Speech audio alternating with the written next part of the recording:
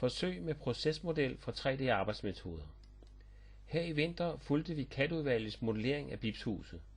Som forsøg dokumenterede vi projektgruppens arbejdsmetode som en grafisk procesmodel i modelværktøjet fra Qualiware.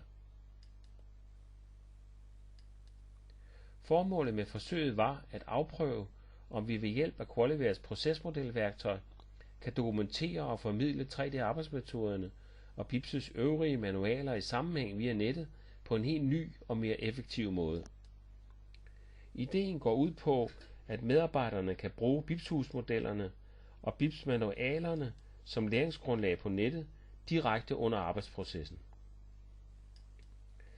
Resultatet af forsøget er en række procesmodeller af projektgruppens arbejde på de 3 udvalgte informationsniveauer 2, 3 og 4.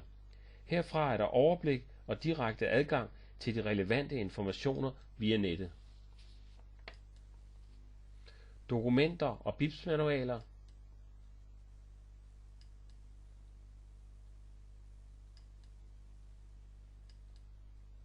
(3D)-modeller og aktiviteter.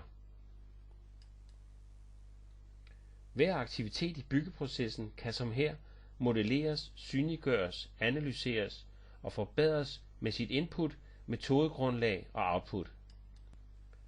Det vil efterhånden føre til bedre processer, bedre kvalitet, bedre samarbejde.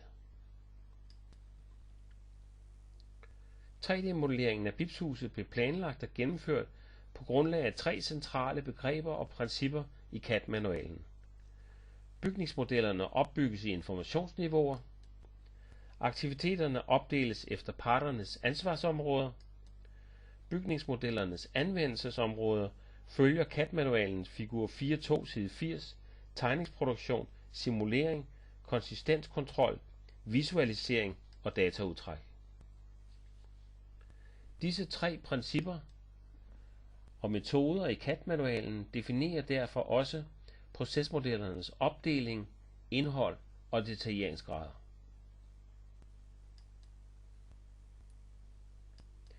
Procesmodellen kan bruges som videndelings- og læringsværktøj om 3D-arbejdsmetoder på BIPS' hjemmeside og som et praktisk ledelses- og arbejdsgrundlag i de enkelte byggeprojekter ude i virksomhederne.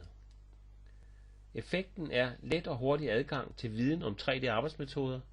Fra hver aktivitet er der direkte adgang til de relevante afsnit i BIPS-manualerne og mulighed for læring under arbejdet.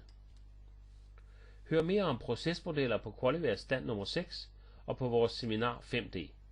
Tak for opmærksomheden.